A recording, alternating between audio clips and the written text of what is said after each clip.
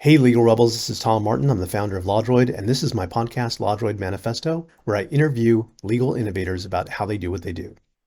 In this episode, I interview Maya Markovich, VP at the American Arbitration Association and Executive Director of the JusticeTech Association, whose work bridges technology, law, and social impact to democratize access to justice.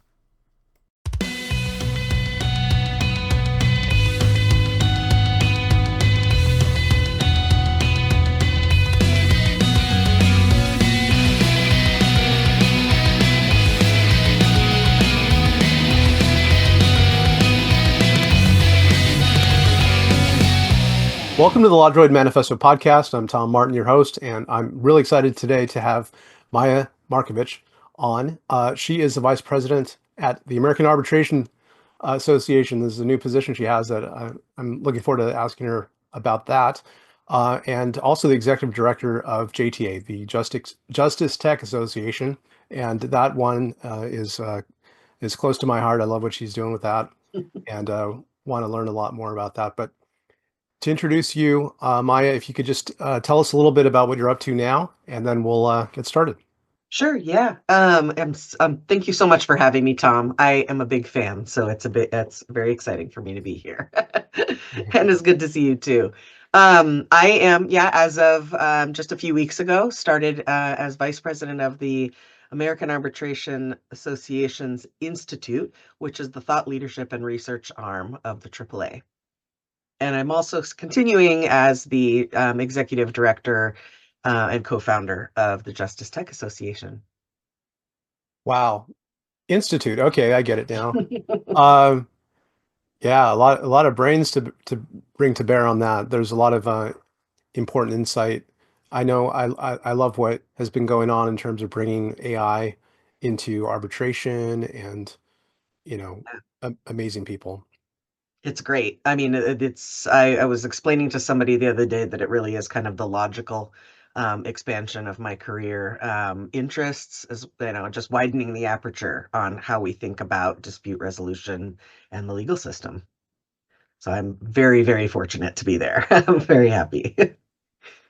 Well, awesome. I think that is really a big unknown for lawyers right now. Like, I think that they're not looking too far beyond the worry, which is a reasonable one about AI replacing us and all that. But the vision about what comes after is the thing that I think is really important to keep in mind.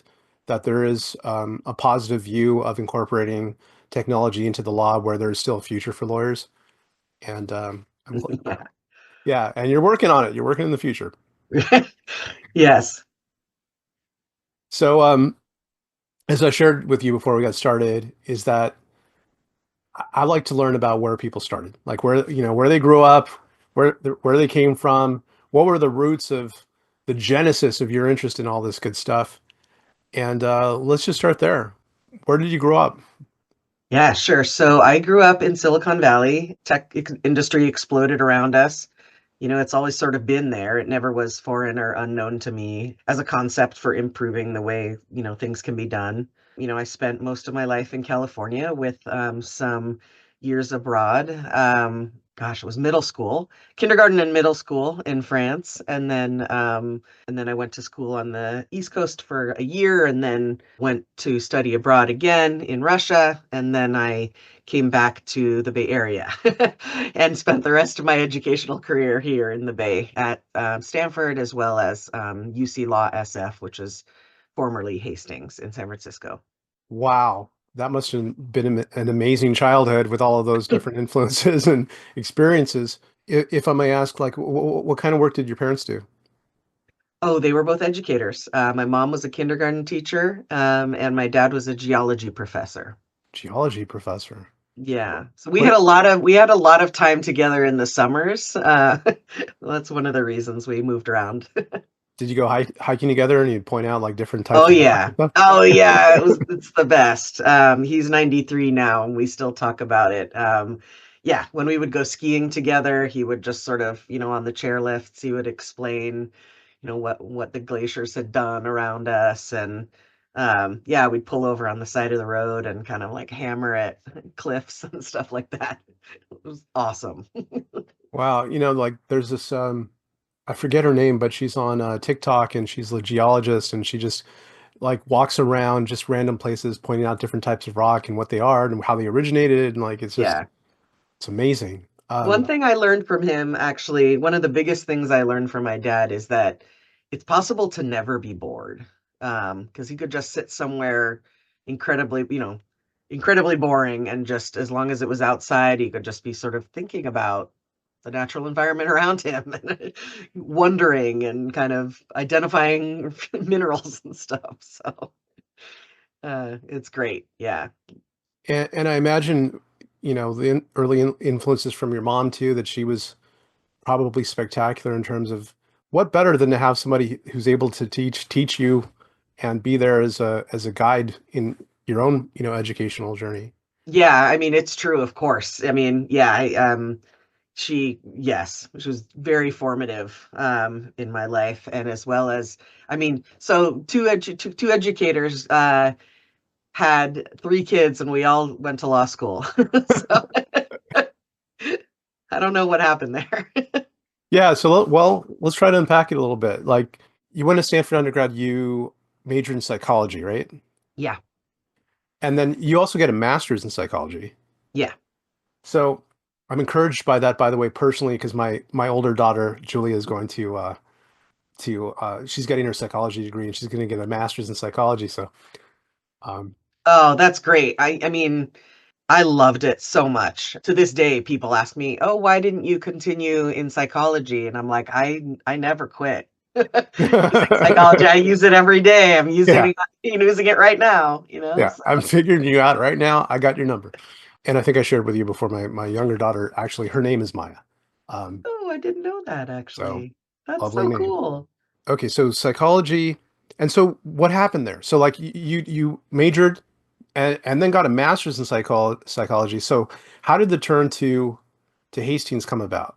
The thing I loved the most about psychology was how broad it was, Hmm. honestly, and how I could just learn so much about different aspects of human behavior.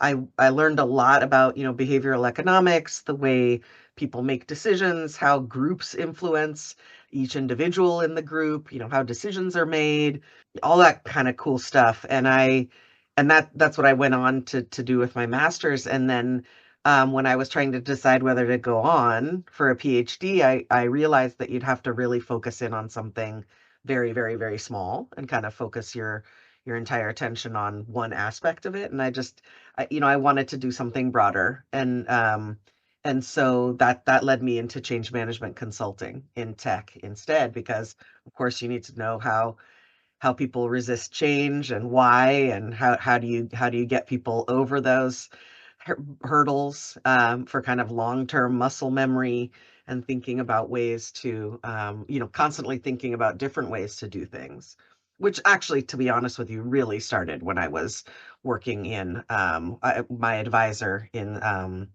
at Stanford was, Philip Zimbardo, he was my professor and mentor, and he was my graduate advisor. And everyone knows him for the Stanford prison experiment. But Yeah, that was him. yeah, Okay. that was him. That was him. But I mean, his work on social influence and persuasion, organizational dynamics, behavior change, resistance to that change, and how those factors play out in the human interaction, to me, was really, really fascinating and inspiring. And he really taught me how to recognize human patterns and drivers, and constantly be querying not only my own assumptions but really everything about a given situation, and kind of proactively question the status quo. So because of that, I was Wow. kind of already of that mindset, I think, before I even left school. Actually, that first, I think it was like your first professional job after law school. Yeah. That really caught my eye because when I was reviewing things to interview you, it it's a position for change management at Oracle. Yeah. And like everything that you're saying, I mean, even growing up in the roots of Silicon Valley and like just probably asthmatically, getting a lot of that, um, Right. exposure to the tech world and everything. It sounds like, the ground in which you grew is perfect for this moment. And It turned out that way. yeah, I because wouldn't say it was planned, but because change management is the thing that is on people's minds right now. I hope so. I hope they're increasingly realizing the importance of it. Wow. Well, separately, I would love to talk with you about that because that's just sounds like you have a well of wisdom on that. Yeah. Oh, yeah. I love it. It really is all about the people side of things. I think a lot of times people are, I mean, you see it in cycles. People really kind of rushing to the solution rather than figuring out how you actually make the solution something that becomes a habit, um, and is welcomed rather than resisted. Yeah, we got to do it. It definitely pays dividends to work on that and get a lot more people on board that can help. Okay, so that was your first step into that, and then you worked at a few different law firms, didn't you? Yeah, no. So actually, I did that before I went to law school, and then that was great. I learned a huge amount about corporate America, in addition to everything else.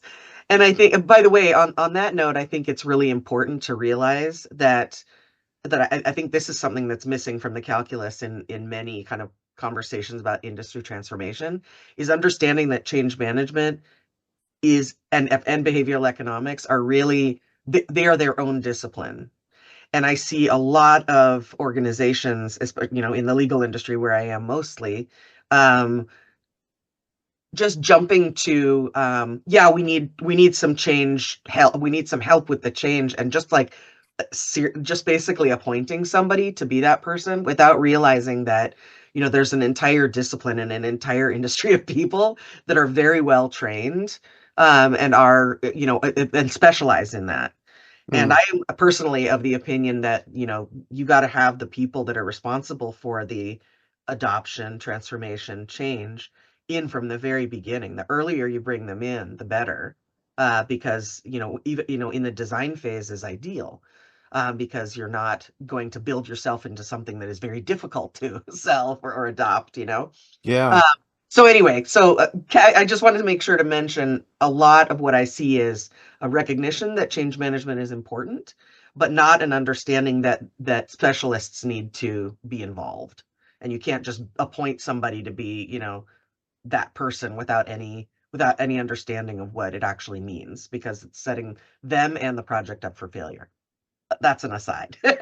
Anyway, so No, that's some good meaty stuff there. So let's go a little deeper then. So when you were doing that change management through Oracle, like what if you could share one example of that, like one challenge that you faced and how you tackled it? Oh, sure. I mean, like we worked on big clients, and big institutional clients. And so, I mean, generally speaking, what I would do is I would be part of this advanced team that would come in and do, change readiness assessments.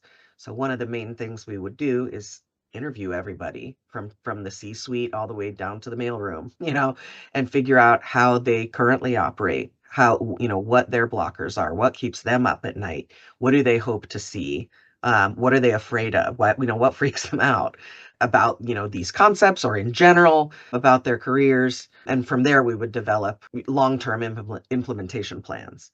So, that was focused really on, like I was saying, the muscle memory. It wasn't just a short-term implementation of a big database and move on.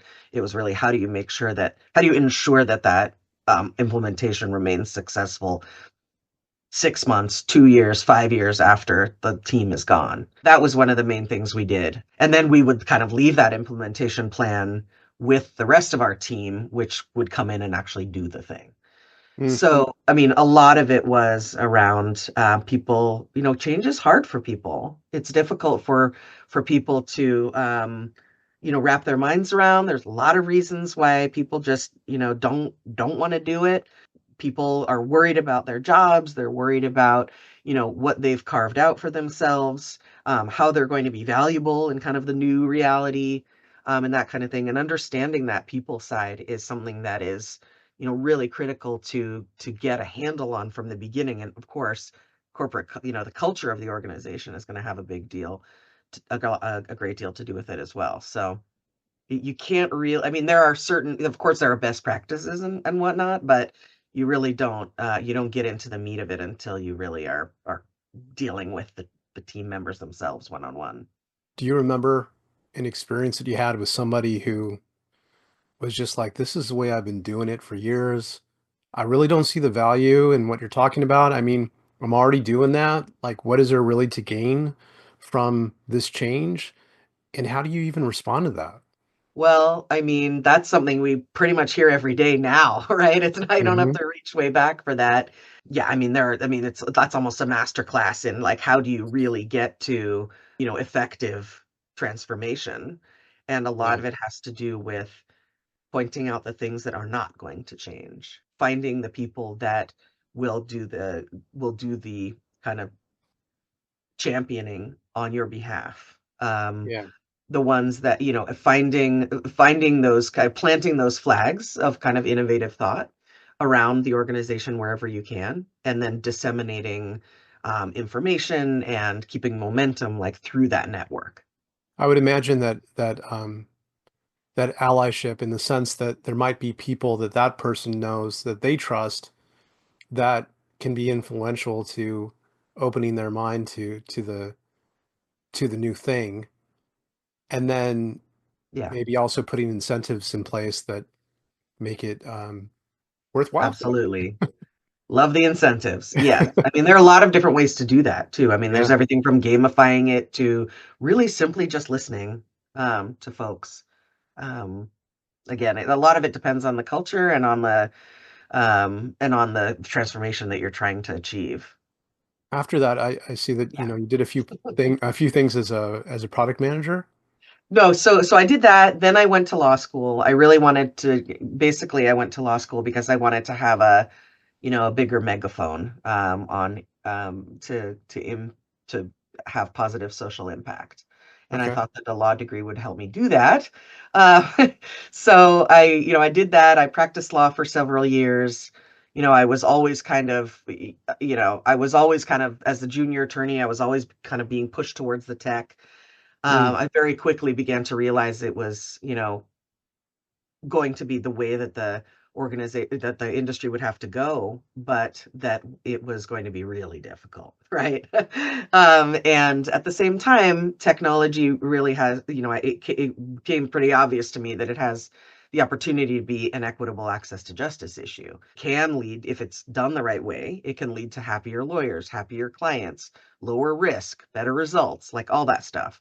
But around that time, I also realized I didn't really want to be a partner at a law firm. And so I just wanted to do something broader and more creative with Mm. my time. So, and I was also, had a new, very small children, and it really became, my partner and I decided that we really just wanted to make kind of big life decisions that were going to not involve the amount of time away from our family as being a partner would have mandated. So I moved over to the product management roles in various legal tech companies, and that was voice of the customer input. It was requirements analysis, launches of new versions of the products, and a lot of I learned a lot about product management as a non-engineer really quickly. Yeah, so I did that for a while, and then for many years, and then Nextlaw Labs found me just as it was getting off the ground,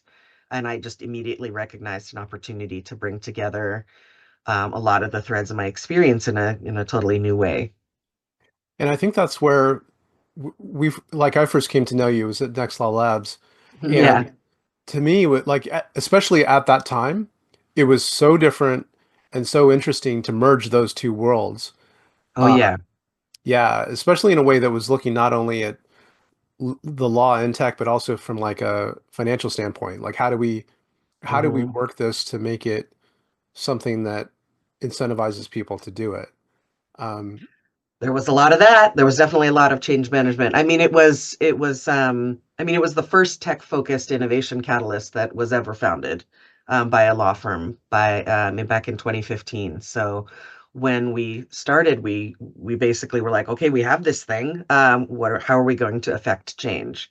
Mm. And we ended up deciding that we would go to market in three different ways. One was investing in legal tech companies, of which there were 70 when we founded Nextlaw Labs, that were self-described as legal tech companies. So we were going to either invest in companies, collaborate with clients, or co-develop. So we Mm. did some of all three. We very quickly realized that we could have a lot of impact on the industry by investing because we ourselves didn't have we didn't have our own dev team at Nextlaw Labs. And so we started Nextlaw Ventures as well. And we vetted about, well, over 500 legal tech companies. 6 years Wow. later, there's like 3,000, 4,000, whatever legal tech companies, right? So Yeah. we were just in the right place at the right time, and it was the very first venture fund that was ever focused on exclusively on legal tech. So we were kind of the only game in town there. So we we vetted a lot of companies, built a portfolio, and then I started working with startups, with them, accelerating them both internally at Denton's and also at externally in the market. So one thing that I want to ask you about, so we can go forward with like how things played out and stuff, but the why though strikes me about your focus on wanting to do this from the viewpoint of helping people, like affecting positive change in the world. Like where does that come from? Like not, unfortunately, not everyone has that focus, and sometimes it's just about, this is a great place to build a company, make a lot of money. Like what, Oh where did yeah. that motivation come from for you? Hmm. I mean, I was always kind of geared that way. Mm. In high school, I was very, active, politically active, and really, helped organize Earth Day at our high school, and Yeah. spent a lot of time volunteering. And I mean, basically, I think I'm just sort of wired that way. I love it, right? I enjoy it, and I like thinking about ways that I can be productively, supporting improvement, in people's lives or whatever it might be. I took the first semester off of college actually to work for a political campaign, and then after that, I've always been doing as much pro bono as possible. And I'm on, various boards of nonprofits that are all kind of pushing in the same direction. But I really see it as, to me, it's all connected. I really see it as something where you you affect positive change over here, and ultimately, it's all the people that are working to do something like this, or effectively all working for the same larger goal. And plus, I really enjoy being around other people that feel the same way. So, I was on the board of the pro bono arm of the Alameda County Bar Association here in Oakland. And and that was, they kind of brought me on as a kind of person that knows about tech, but really it was, for me, it was incredibly illuminating as to like all the activity that's going on, and understanding that it's a really broad network of types of approaches that, when you're talking about access to justice, especially, so all these different ways to make a dent in it, and actually we're never going to be able to make a dent in it unless we all are working together from all these different angles. So Yeah. yeah.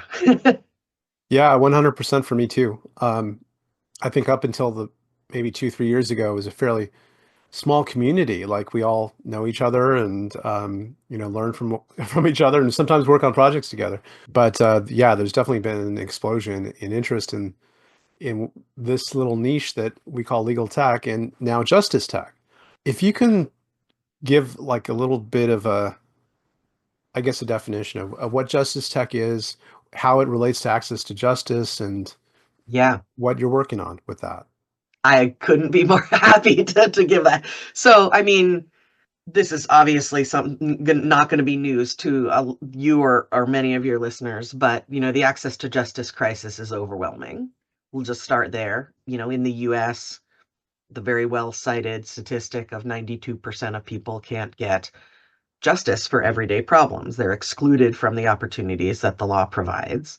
And within those numbers, there's racial and socioeconomic disparity that pervades the justice system, where the wealthy have easy access to their constitutional rights, and the rest are really left to fend for themselves. That leads to very unjust outcomes and overrepresentation of those without access to legal services in the legal system. So, and the other thing is, of course, the criminal and civil justice systems feed into each other. So you can start Mm. off with an unpaid fine that can lead to, crushing debt, criminal liability. You can also be waiting for public representation for a criminal offense for years. That can help, prevent somebody from dealing with life-changing personal issues like maintaining housing or financial stability, or custody of their children. And so the ripple effect really extends beyond the individuals to families and communities and entire demographics. So you add to that the fact that, 120 million people every year are going pro se through the civil legal system in the US. Uh, 120 million? yeah, Wow. every year. It's between 75 and 95%, depending on the type of case. So in bankruptcy and eviction, it's 90 up to 95%. In other types of, anyway, it's terrible, right? It's like Wow. Yeah. an atrocity.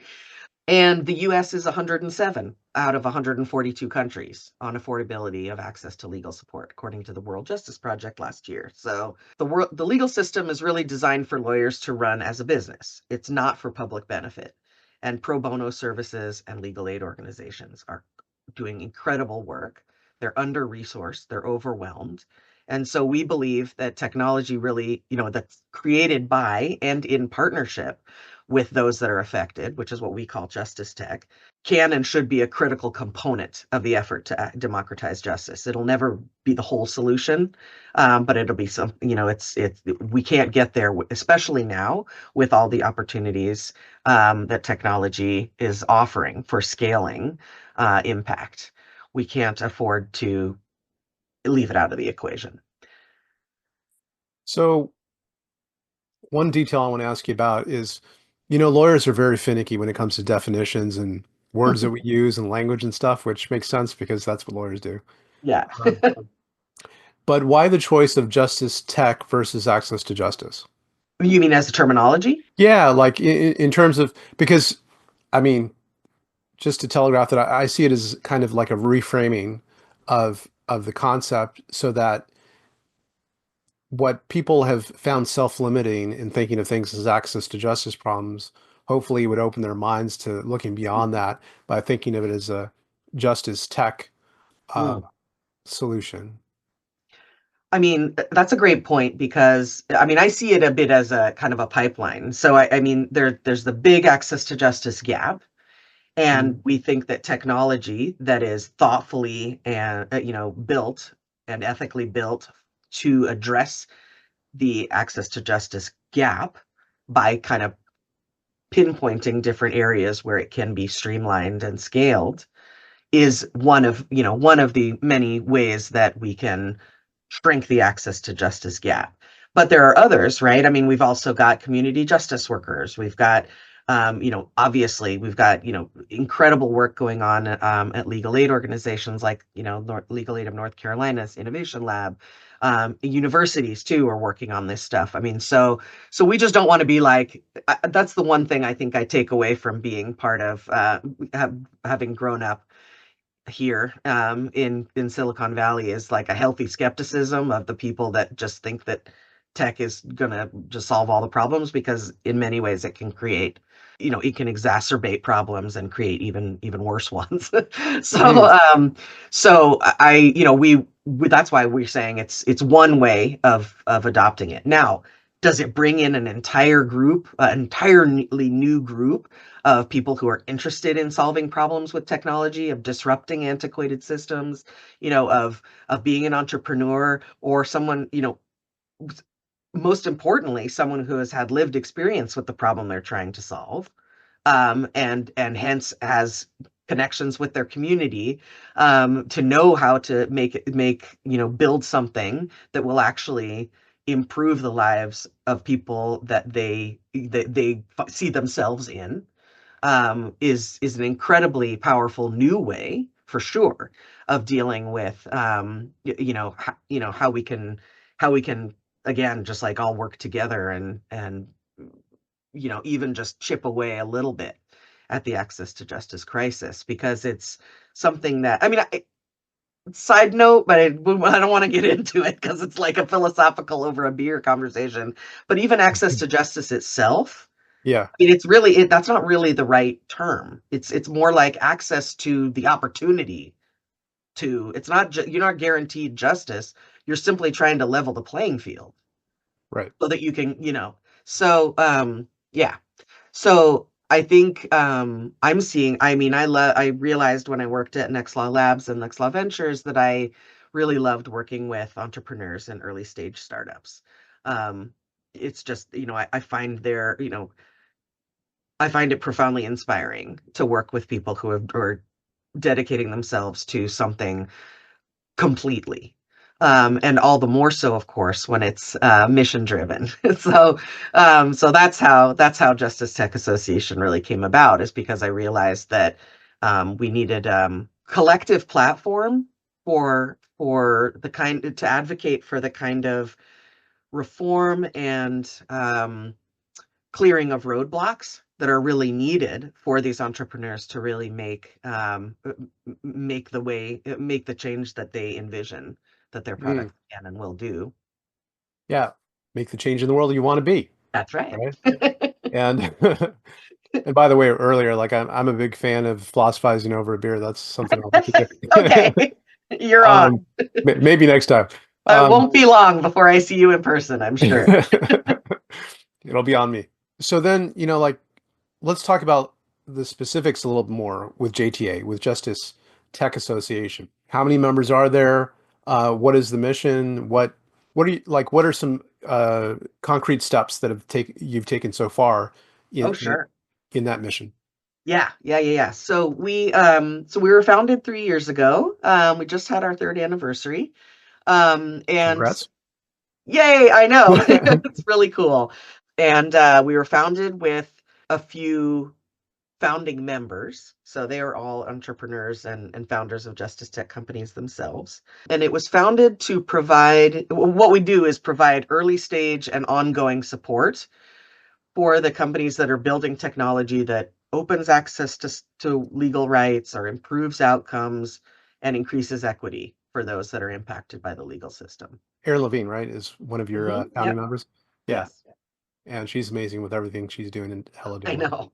Yeah. What is the next step? Like, what's something you have on the radar for Justice Tech Association that you're looking to implement maybe in the next couple years? Yeah, sure. Well, I mean, I forgot to I forgot to answer the second part of your question, which is kind of the stuff that we have been doing and plan to continue doing and kind of level up. Yeah. So one of the big things that we've been doing is a Justice Tech Accelerator, in conjunction with UC Law SF, formerly Hastings, my alma mater, and that's part of their Lex Lab program. So we run a cohort there on an annual basis of Justice Tech companies. We do that in conjunction with Village Capital, Dream.org, Generator, and potentially some new ones coming on this year. And that's a concrete way that we can, as JTA is an entirely volunteer driven organization. So the way that we can provide impact is by setting situations up where we can provide this kind of support and enablement. So we've got that going, and it's been really successful, and I've been really happy to see where the graduates have gone, and many of them are JTA members. Then, there's also we have a monthly member forum on topics that we have identified that are really important to the growth of our Mm. membership. We've got about 30 members, somewhere between 30 and 40. We're doing renewals right now, so we'll see. Once they're members, they have access to a whole slew of excellent benefits. And we know they're good because we actually do pretty extensive member outreach to connect with them and find out, what are they running up against now? How can we be more useful? So they have discounts to services. They get free mentoring. They have access to discount, limited edition access to things like the Dream Entrepreneurs Network content. all kinds of stuff. It's always people are really actually come to us. None of that has been outbound.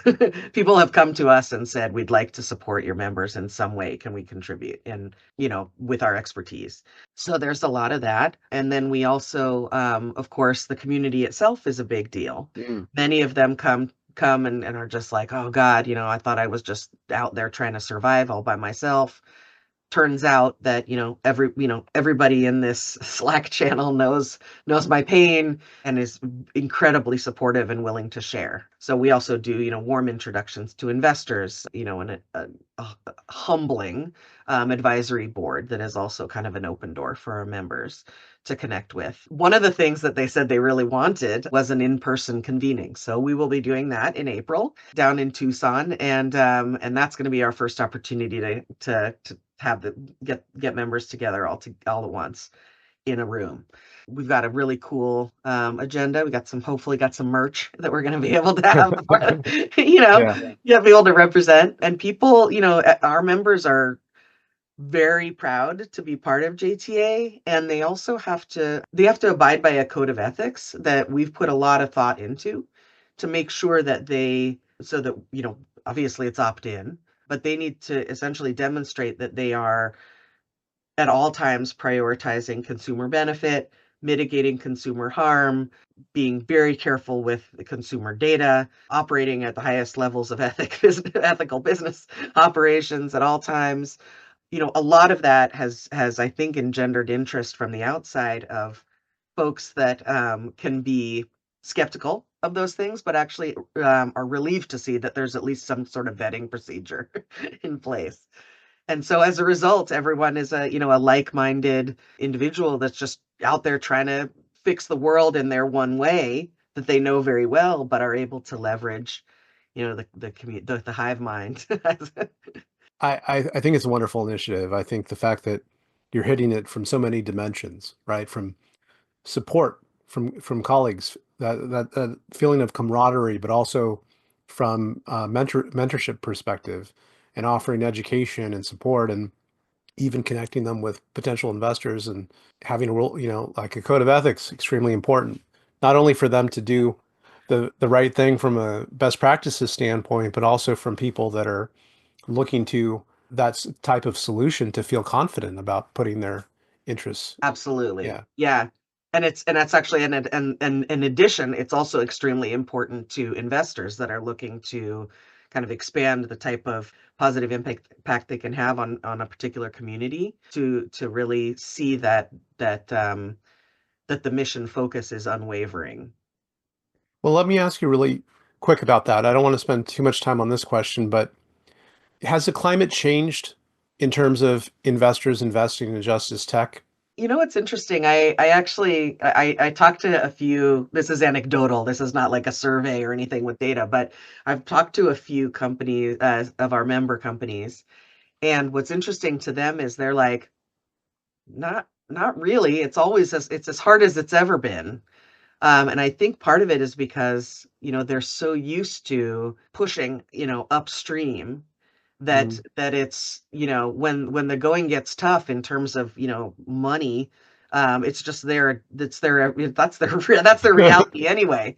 Yeah. And so that's the resilience is something that I really see a lot. And they're just like, yeah, I mean, it's hard, it's always been hard, especially if it's and that's kind of that's the opportunity and the challenge of Justice Tech, is that many of the companies are founded by people who have lived experience with the problem. And as a result, they're often from underrepresented groups because of who who is affected by the lack of access to justice. So Yeah. as a result of that, they are only getting, and no, 2% is generous in terms of the amount of funding that is provided to those groups. So, they're already dealing with a very small deal, part of the pie.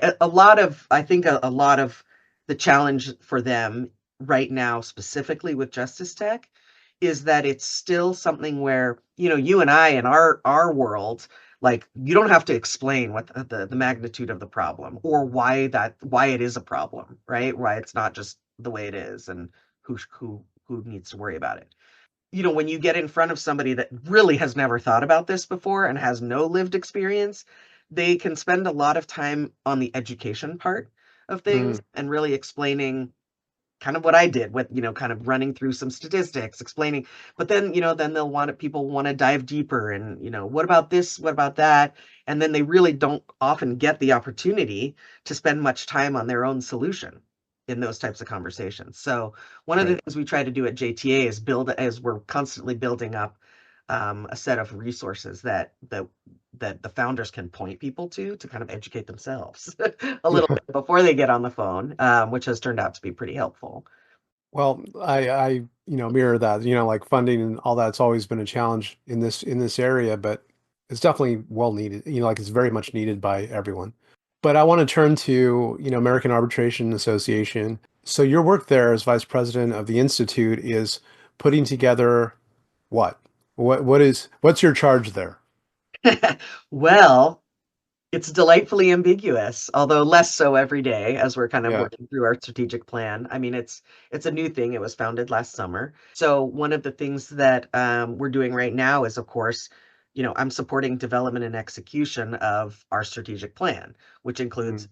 prioritizing the big ideas, helping to map the Institute's approach to addressing them, against broader organizational goals of the AAA, which, as you can see and everybody knows, is really are incredibly powerful because mostly of the new leadership that we have under Bridget McCormick.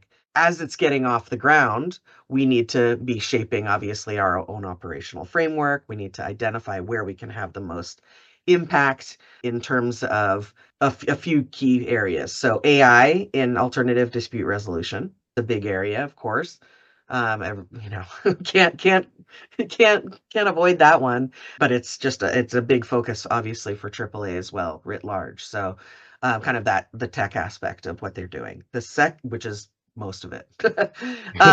Then also there's how to expand access to justice through alternative dispute resolution, which of course is something I'm super excited about, because there are a lot of ways that people can get relief for their legal problems that don't involve litigating, and many types of matters probably shouldn't be in courts in the first place. On that note, I saw a LinkedIn post. I don't know if you saw it. It was a little while ago, of a guy who he runs an eviction clinic, an eviction defense clinic. Hmm. And he was in court representing like 30 of his clients one day, and the judge had 800 matters on the docket for one day. How is that justice by any definition, when you have 60 to 90 seconds to avoid getting evicted? So, um, hence the idea of technology. Maybe Yeah. more of this should be an alternative dispute resolution. Maybe it should be online. Maybe it should be, AI. I mean, who knows? But the current system is not working. So anyway, so then, we're going to be at the institute. There's a lot of really cool thought leadership that's coming out through, myself and my colleagues. There's identifying ways that we can work with court systems. We've got a really great program going with Suffolk, the ODR clinic, figuring out Hey, ways that. Suffolk. Yeah, I know. I'm so excited. I just asked when I could meet them. And then there's obviously the educational side of things and partnering with different entities within departments, I should say, within AAA, to develop programs that, will be able to increase the amount of thought leadership that's out there, and AAA as the dominant voice in how we can leverage it to really kind of to change the game. I think what's really interesting is to see that, the AAA is already an innovation leader. It's a thought leader, and it's got also a thought leader, and it's also got, because it's a nonprofit, it has a different kind of voice in the arbitration and alternative dispute resolution kind of sector. And so, there's just a huge amount of opportunity for us to get out in front of a lot of things, like, working on the way we're going to talk about AI guidelines for arbitration, and, you know, should we be using? What kinds of tools should we be using in the process? So we're thinking really big. It's early days, but we're going to start executing on our 2025 plan, yesterday. Well, those sound like ambitious plans, and I think ones that are definitely doable. I mean, if you look at where I live now, British Columbia, Shannon Salter, championed, um, you know, Yeah. alternative dispute resolution with technology, and has actually changed quite a bit how things work here, where it could be like point and click easy, so it can be done. Mhm. And I'm also a big fan of Bridget, and what she's doing is just really awesome stuff. And so I'm happy to see the two of you working together, and I'm really excited to see what you do. I know. Well, we never know. We'll get up to some trouble maybe together. There's a lot of big ideas that we can still, are still sort of we're trying to figure out what order, I mean, what order we can do them in the Institute. I think a lot Mm. of it will also be kind of exploring and figuring out how we can identify specific systemic problems that we can address through our existing and potentially future channels. We've got the AAAI lab, which is kind of an area that contextualizes and brings to the fore the work that is being done in AI and in alternative dispute resolution at AAA and beyond. There's plenty of ideas to have strategic partnerships, strategic collaborations with other tech companies specifically. They of course think that JTA members are fantastic because they're already mission aligned in many ways, and so we're hoping to act as a resource for insight into the sector landscape and the industry trends, opportunities for impact, how we can have technology as a differentiator and that kind of thing. But that's one of the things that made me so excited about joining AAA, was that they really wanted to make sure that JTA would continue to be able to be a force in the market, and we definitely are still out there. Obviously, I'm talking to you right now. I mean, there's people asking us a lot of questions about what next for JTA, and how can we see some overlap. And I'm happy to report there will be much overlap. Well, I'm glad to hear it. I think that what you're doing is fantastic. If I could be of any help in any way, let me know. One thing I want to turn to in the time we have left is like a couple of questions I ask everyone that I get to, the pleasure of interviewing. And that's that, well, first off, with what you're doing, it's so amazing like how everything overlaps, like everything's aligned in terms of like JTA, and then you're working at AAA, only like three-letter acronym places do you work at. I know. Um, Yeah, seems that but way. but it all fits together. And so I know some people might be wondering, with everyone that I interview, they have so much going on. How do you keep it up in the air? Like, how do you juggle everything just from a human standpoint? Hmm. From a human standpoint, I make I don't have anything groundbreaking to say. I spend time. I try to make time to regroup, to get offline, to be in silence, whether it's like in nature or underwater or just quietly reading or something. I find that I really need that kind of time. I get so much out of um, connecting constantly with our community and with our ecosystem, that it doesn't really drain me in the way that other types of work might, I think. And I'm happy Yeah. to report that I finally gotten to that point in my life. And and I think that I mean, I have an incredible family that I spend a lot of time with. And that really helps ground me. I'm always planning my next travel adventure. That also helps a lot. Yeah. Well, I guess it kind of dovetails with the last question I ask everyone, which is what makes it worthwhile for you? Like at the end of the day, after juggling all this stuff and doing some really interesting work, what makes it worthwhile for you? Gosh, I think I would say it's two things. The first is the way it makes me feel, and I truly feel that the way I've kind of come roundabout to a place in my career where it is incredibly fulfilling to me personally. And so I get so much out of it. I mean, to me, JTA is a gift, truly. And I can credit Sonia Ebron, founder of Courtroom 5, for having come up with the idea and being like, you should lead it. And it's gotten me through sometimes when I'd really rather be focused on the good in the world than anything else. And so being able to work on these kinds of things, work with the kinds of people that I work with, just on a day-to-day basis, the really exciting and cool conversations I get to have, and brainstorming crazy ideas that actually sometimes come to fruition. I would say that's kind of the one side of thing. And the other side of thing is really seeing the impact.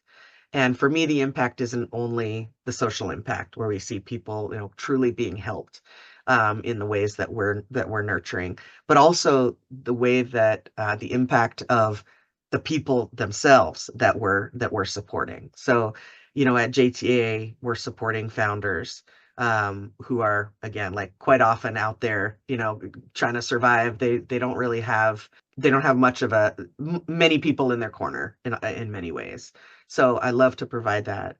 I also really, really feel very strongly about supporting pro se litigants and people who are unrepresented. I think that this is a problem that the legal industry has created, and it's our responsibility to do something about it. And so impacting, of course, the people themselves that otherwise would not have as much access to justice in their legal problems is a huge deal, and that kind of sustains me. But day to day, I don't talk to them as much as I do to the people that I'm providing help to, and it's a big reward for me. Well, that's awesome. Well, Maya, I want to thank you so much for coming on my show and sharing some time with me. Thank you so much, Tom. I mean, we would have the same conversation if we weren't being recorded, I'm sure, but I'd be asking you questions about you too. So we'll Well, do that's that why I off the like this record. format. I just get to ask you questions. Yeah, right. Off Um, the record next time. um, okay, well, for people that are listening and watching and they want to keep in touch with you and learn more, how would they do Yeah. that? I would love to hear people's thoughts, reactions, agree, disagree, throw stones, anything like that. You can probably find me most easily on LinkedIn or Blue Sky. Well, fantastic. And for all of you watching, thank you so much for sticking around. I really appreciate you, and I'll see you next time. Thank you so much for watching the latest episode of the LawDroid Manifesto podcast. To keep in the loop about upcoming episodes, please subscribe to LawDroid Manifesto and you'll get notified. Thanks for watching. See you next time.